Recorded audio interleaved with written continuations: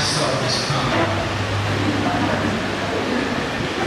Let me tell you the truth, everyone in the room saw this coming. I think everyone on Western Side saw this coming.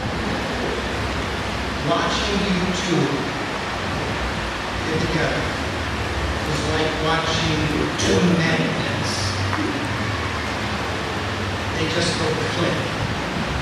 And watching that and seeing God at the center of it was a beautiful thing to see.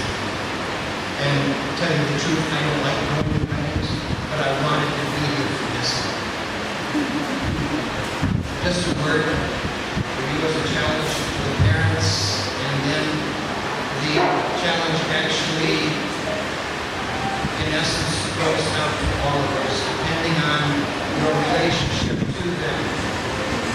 You know that Ephesians 5, which we've already been reminded, is the center of understanding God's will for the relationship of the husband to the wife and the wife to the husband.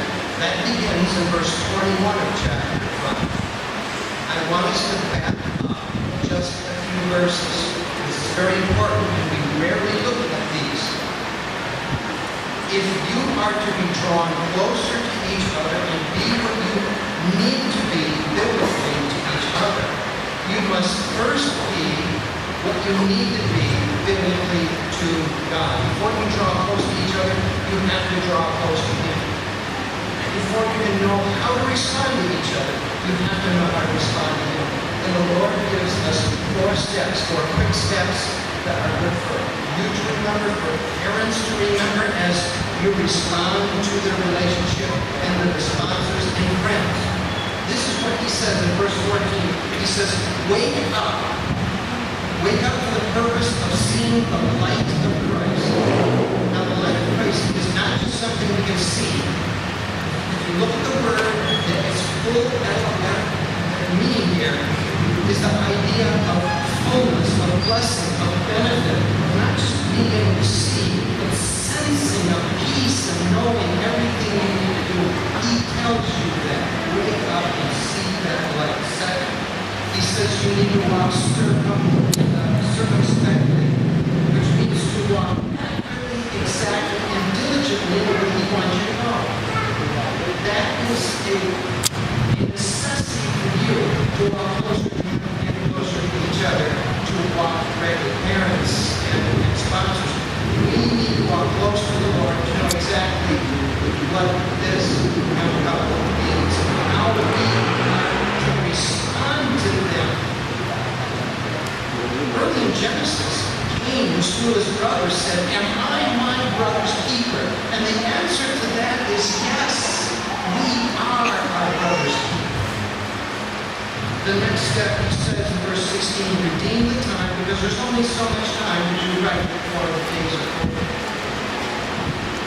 In the shadow of death overtakes us. And then in verse 17, just before he begins to go into the relationships again with each other, he says this, do all of this, do all these steps, and you will understand the will of God, which means our relationship with each other, our relationship with them, our relationship with God, depends on these steps that we do ahead of time. We are capable by the Spirit to do them once we do. And we know as parents how we relate. We know as spouses, as friends, as teachers, as husband and wife. We know how to respond to each other and respond to Him, and that triangle between ourselves and God comes closer, so that we all can be exactly what we're supposed to be, biblically, eternally, until He comes back for us and we are presented before the throne, faultless. I have a responsibility. You, we all, to each other, as you have to each other.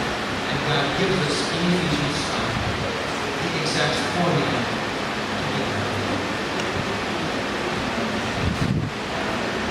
Thank you, parents. The sponsors, please rise.